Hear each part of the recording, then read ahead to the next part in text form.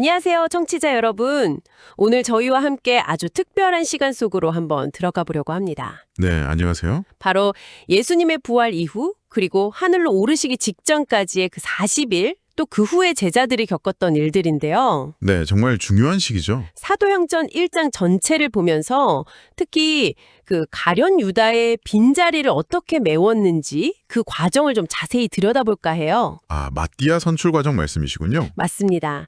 이 이야기가 데오빌로라는 사람에게 보내는 두 번째 기록, 그 시작 부분이거든요. 그렇죠. 누가복음에 이어서 쓰인? 네. 첫 기록인 누가복음이 예수님의 지상 생애를 다뤘다면 이제 사도행전은 성령의 시대를 열어갈 제자들의 이야기잖아요. 맞아요. 교회의 시작이죠. 그래서 오늘 우리가 함께 깊이 살펴볼 지점은 예수님의 지상 사역이 마무리되고 성령 강림이라는 큰 사건 사이에 이 중요한 전환기에 사도들이 어떻게 마음을 추스리고 앞으로의 사명을 준비했는지 그걸 이해하는 거예요. 네, 그 과도기적인 모습이 흥미롭습니다. 정말 기독교 역사의 어떤 물줄기를 바꾼 순간인데 함께 들어가 보시죠. 궁금하지 않으세요?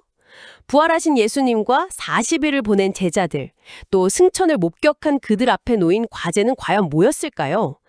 사도행전은 데오빌로에게 보낸 첫 글, 그러니까 누가복음 내용을 살짝 언급하면서 시작해요. 1절, 2절 보면 예수님이 행하시고 가르치신 모든 일, 특히 택하신 사도들에게 성령으로 마지막 명령을 주시고 하늘로 가신 날까지를 요약하고 있죠. 네, 일종의 서론이죠. 그리고 3절이 정말 중요한데요. 예수님이 고난받으신 후에 무려 40일 동안이나 제자들에게 나타나셨다는 거예요. 그냥 나타나신 게 아니죠. 맞아요. 확실한 많은 증거로 살아계심을 보여주시면서 하나님 나라의 일을 가르치셨다고 딱 강조하고 있어요. 40일이라 정말 특별한 시간이었을 것 같아요. 그럼요. 이 40일은 그냥 시간이 아니었어요. 예수님의 부활이 이게 뭐 환상인가 헛것인가 했던 제자들이 온몸으로 체험하고 아, 진짜구나 확신하는 시간이었죠. 아, 정말 중요한 시간이네요. 네. 동시에 예수님이 이제 떠나시잖아요. 그러니까 남은 제자들에게 하나님 나라의 비전 그리고 그 사명을 아주 깊이 새겨주고 리더십을 이양하는 뭐랄까 최종 인수인계 기간 이렇게 볼 수 있을 것 같아요. 최종 인수인계 와닿네요. 네, 그 확실한 많은 증거라는 표현 속에는 아마 뭐 같이 식사도 하시고 대화도 나누시고 또 만져보게도 하시고 그런 실제적인 교류가 있었을 거예요. 아, 상상이 되네요. 이 40일이 없었다면 글쎄요, 이후에 제자들이 그렇게 담대하게 복음을 전할 수 있었을까요? 이 시간은 그들의 믿음과 사명을 정말 단단하게 만든 결정적인 기반이 됐을 겁니다. 아, 최종 인수인계 표현이 정말 무게감이 느껴지네요. 그리고 예수님이 구체적인 지침을 주시잖아요. 4절을 보면 예루살렘을 떠나지 말고 아버지께서 약속하신 것을 기다리라고. 네, 그렇죠. 그 약속이 바로 성령이었고요. 5절에서는 요한의 물 세례와는 차원이 다르다. 성령으로 세례를 받게 될 거다. 이렇게 예고하시죠. 그렇죠. 그게 핵심 약속이었어요. 이게 제자들이 딱 붙잡고 기다려야 할 약속이었던 거죠. 그런데 제자들의 마음은 여전히 좀 다른 곳에 가 있었던 것 같아요. 6절에서 그들이 모였을 때 예수님께 묻잖아요. 아, 그 질문이요. 네. 주님, 이스라엘 나라를 회복시켜 주실 때가 바로 지금입니까? 40일 동안이나 하나님 나라에 대해 들었는데 여전히 그들의 최대 관심사는 뭐랄까 로마로부터의 정치적 해방, 민족적인 왕국의 재건 이런 거였을까요? 뭐 저라도 그랬을 것 같긴 한데요. 그렇죠. 충분히 이해할 수 있는 질문이죠. 그들은 평생을 그런 메시아 사상 속에서 살아왔으니까요. 다윗 왕국 같은 그런 영광스러운 이스라엘의 회복을 꿈꿨겠죠. 네네. 하지만 예수님의 답변은 그들의 시야를 완전히 뒤집어 놓습니다. 네, 7절에서 때와 시기는 아버지의 권한이니 너희가 알 바 아니다 라고 딱 잘라 말씀하시죠. 그렇죠. 인간적인 시간표나 정치적인 기대에 묶이지 말라는 거예요. 그리고 8절에서 정말 중요한 앞으로 그들이 살아갈 이유가 될 그 사명을 선포하시죠. 네, 오직 성령이 너희에게 임하시면 너희가 권능을 받고 예루살렘뿐 아니라 온 유대와 사마리아 그리고 땅끝까지 이르러서 내 증인이 될 것이다. 와, 이건 단순히 이스라엘 회복이라는 그런 민족적인 기대를 완전히 뛰어넘는 거예요. 성령의 힘으로 온 세상을 무대로 예수 그리스도를 증언하는 거. 사도행전 전체를 이끌어갈 진짜 거대한 비전을 제시하신 거죠. 시야를 확 넓혀주신 거예요. 와, 정말 관점의 대전환이네요.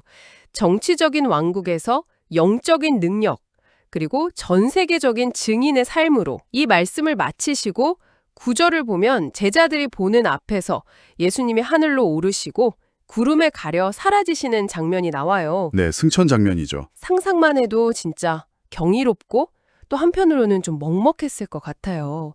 제자들이 얼마나 넋을 놓고 하늘만 바라봤을까요? 근데 바로 그때 10절에 흰 옷 입은 두 사람, 아마 천사들이겠죠? 그들이 갑자기 나타납니다. 네, 그 흰 옷 입은 사람들이 11절에서 아주 인상적인 말을 던져요. 갈릴리 사람들아, 왜 서서 하늘만 쳐다보고 있느냐? 뭔가 정신 차리라는 듯한 느낌인데요. 네, 그렇죠. 약간 그런 뉘앙스가 있죠. 그러면서 중요한 약속을 다시 확인시켜주죠. 너희 가운데서 하늘로 올려지신 이 예수는 너희가 하늘로 가심을 본 그대로 다시 오실 것이다. 예수님의 재림 약속. 이걸 다시 한번 딱 각인시켜주는 거네요. 맞아요. 예수님의 승천은 그냥 물리적인 이별이 아니에요. 신학적으로 보면 예수님이 하나님 우편에 앉으셔서 왕권을 받으시는 높아지심, 즉위, 엔트론먼트라고도 하는데 그런 의미가 커요. 아, 즉위? 네, 지상에서의 가르침과 사역을 마치고 이제 하늘에서 온 우주를 다스리시면서 우리를 위해 중보하시는 역할, 그거 시작하신 거죠. 제자들과의 관계가 끝난 게 아니라 다른 차원으로 전환된 거예요. 다른 차원으로. 그리고 천사들의 말은 이중적인 의미가 있는 거죠. 재림의 약속으로 미래의 소망을 주면서 동시에 왜 하늘만 보고 있느냐? 이 질문은 이제 시선을 다시 땅으로 돌려라. 방금 예수님이 주신 그 땅끝까지 증인이 되라는 사명에 집중하라는 촉구인 거죠. 아, 하늘만 멍하니 바라보며 기다리는 게 아니라 주신 사명을 감당하면서 주님을 기다리라는 메시지예요. 하늘에서의 중보와 땅에서의 사명. 아, 그 연결고리가 딱 잡히네요. 이제 제자들은 예루살렘으로 돌아옵니다. 12절에 보면 출발지가 감람산인데 예루살렘에서 안식일에 걷기 알맞은 거리였다고 해요. 네, 가까웠다는 뜻이죠. 이게 당시 율법으로 허용된 한 1km 정도? 그 정도의 짧은 거리인데 그만큼 가까웠다는 걸 알려주는 거고요. 예루살렘에 돌아와서는 그들이 늘 모이던 다락방에 모였어요. 13절에는 거기에 모인 11사도의 이름이 쭉 나와요. 베드로, 요한, 야고보, 안드레. 익숙한 이름들이죠. 네, 가룟 유다는 빠져 있고요. 그렇죠. 당연히 빠져 있고요. 그런데 흥미로운 점은 14절이에요. 그 자리에 11사도만 있었던 게 아니라 여자들과 예수의 어머니 마리아와 예수의 아우들도 함께 있었다는 거죠. 네, 이 부분이 중요해요. 이들 모두가 마음을 같이하여 오로지 기도에 힘썼다고 기록되어 있어요. 정말 인상적인 장면인데요. 15절 앞부분에는 모인 사람 수가 대략 한 120명쯤 되었다고 나오고요. 네, 이 부분이 초기 공동체의 모습을 엿볼 수 있는 아주 중요한 대목이에요. 핵심 리더인 11사도뿐만 아니라 예수님을 꾸준히 따랐던 여성 제자들, 심지어 한때는 예수님을 믿지 않았던 걸로 보이는 예수님의 친동생들까지. 아, 그렇죠. 복음서 보면 그런 내용 있죠? 네, 그들까지 함께 모여서 한마음으로 기도했다는 점이 정말 놀랍죠. 이건 초기 교회의 핵심 그룹이 생각보다 훨씬 더 포용적이고 다양했다는 걸 보여줘요. 그렇군요. 그리고 성령 강림이라는 그 엄청난 약속을 기다리면서 그들이 택한 행동이 뭐였냐? 바로 한마음으로 드리는 기도였다는 것. 이것이 앞으로 교회가 나아갈 방향, 그러니까 연합과 기도의 중요성을 처음부터 딱 보여주는 거죠. 아, 연합과 기도. 네. 120명이라는 숫자가 당시 유대 사회에서 공식적인 공동체로 인정받는 최소 인원하고 관련이 있다는 해석도 있긴 한데 어쨌든 중요한 건 이들이 함께 모여서 간절히 기도하며 하나님의 때를 기다렸다는 사실이에요. 그렇게 120명이 한 마음으로 기도하던 중에 베드로가 무리 가운데 일어서서 말을 꺼냅니다. 15절 후반부터인데요. 바로 가룟 유다의 빈자리에 대한 이야기예요. 네, 드디어 그 얘기가 나오는군요. 그런데 그냥 한 자리 비었으니까 채웁시다. 이 정도가 아니라 16절에서 베드로는 성령이 다윗의 입을 통해 유다에 대해 미리 말씀하신 성경이 이루어져야 한다. 이렇게 말해요. 아, 성경의 예언 성취로 보는 거군요. 네. 유다의 배신과 그 비극적인 종말이 이미 성경에 예언된 일이라는 거죠. 이건 단순히 과거를 해석하는 걸 넘어서서 이 어려운 상황을 하나님의 큰 그림 안에서 이해하고 다음 단계로 나아가려는 시도 같아요. 그리고 18절, 19절에는 괄호 안에 유다의 끔찍한 최후가 간략하게 언급되죠. 배신의 대가로 얻은 돈으로 밭을 샀는데 결국 비참하게 죽어서 그 밭이 피밭이라는 뜻의 아겔다마로 불리게 되었다는 내용. 참 안타깝고 무서운 결말입니다. 그렇죠. 베드로는 여기서 그치지 않고 시편 말씀을 인용해서 빈자리를 채우는 것이 하나님의 뜻임을 더 강조해요. 20절을 보면 시편 69편하고 109편을 인용하거든요. 그의 자리를 다른 사람이 차지하게 하소서. 이 구절을 근거로 들죠. 아, 시편 인용이요? 네, 왜 이렇게까지 12명을 채우려고 했을까요? 사도직은 그냥 명예직이 아니라 예수님의 부활을 증언하는 핵심적인 직분이었고 또 12사도는 이스라엘의 12지파를 상징하잖아요. 아, 그렇죠. 12지파. 네, 그래서 하나님 나라의 회복과 연속성을 보여주는 아주 중요한 의미가 있었기 때문이에요. 공동체의 정체성 그리고 사명을 다시 한번 확립하는 과정이었던 거죠. 그럼 누가 그 중요한 12번째 사도가 될 수 있을까요? 베드로가 아주 명확한 자격 요건을 제시해요. 21절, 22절에 나오는데 첫째는 시간적인 요건이에요. 요한의 세례 때부터 예수님이 승천하실 때까지, 그러니까 예수님의 공생의 전체 기간 동안 항상 우리와 함께 다녔던 사람. 네, 전 과정을 함께한 사람. 그렇죠. 그리고 둘째, 이게 가장 핵심인데 바로 예수님의 부활을 증언할 사람이어야 한다는 거예요. 단순한 목격자가 아니라 부활의 증인이 될 사람. 이게 사도의 본질적인 자격이었던 거죠. 이 기준에 맞는 두 사람이 추천됩니다. 23절을 보면 바사바라고도 하고 유스도라는 별명도 가진 요셉, 그리고 마띠아라는 사람. 이 두 사람이 최종 후보로 올라요. 네, 아마 공동체 내에서 신망이 두터웠던 인물들이었겠죠? 자격 요건도 충족하고. 그랬겠죠. 이제 마지막 선택의 순간이에요. 그들은 어떻게 했을까요? 바로 기도합니다. 아, 기도. 네, 24절을 보면 모든 사람의 마음을 아시는 주님, 이 두 사람 중에 주님께서 택하신 사람이 누구인지 보여주십시오. 이렇게 간절히 기도해요. 후보를 정하는 데는 인간적인 판단, 추천 이런 게 있었지만 최종 결정은 전적으로 하나님의 주권에 맡기겠다. 이런 겸손한 태도를 보여주는 거죠. 인간의 노력과 하나님의 주권. 네. 그리고 나서 25절에는 기도 내용이 좀 더 구체화되고 26절에서 제비 뽑기를 합니다. 제비 뽑기요?